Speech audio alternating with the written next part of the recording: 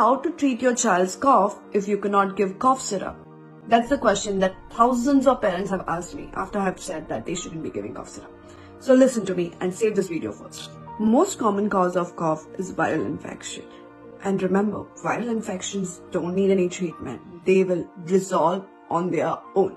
As long as your child is eating okay, drinking okay, and not having any breathing difficulties, and you are the one who's getting worried rather than your child, then let me reassure you, your child is fine and the cough will resolve on its own. All you can do is give them some warm milk, warm turmeric milk. You can give them honey. Remember to give honey to your child only if they are more than 1 year of age, and comfort them, and they will do fine. Trust me.